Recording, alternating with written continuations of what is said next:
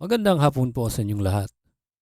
Narito na po ang resulta ng Lotto ngayong 5 p.m. draw, August 15, 2026 para sa mga games na 2D Lotto at 3D Lotto.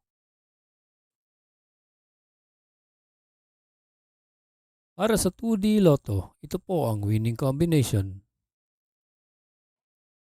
15 and 1 in exact order.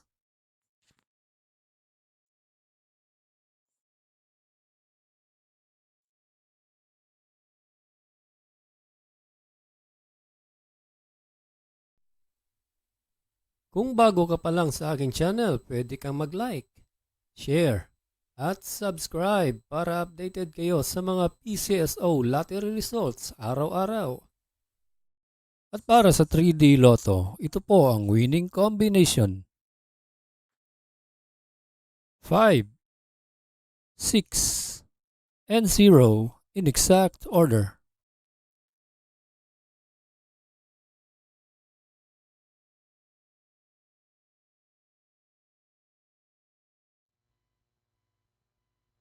Salamat po sa panonood ng Lotto Results Today by Mr. Wi-Fi. Good luck at maglaro ng responsable. Huwag kalimutang mag-like, share at subscribe. Hanggang sa muli, paalam po sa inyong lahat.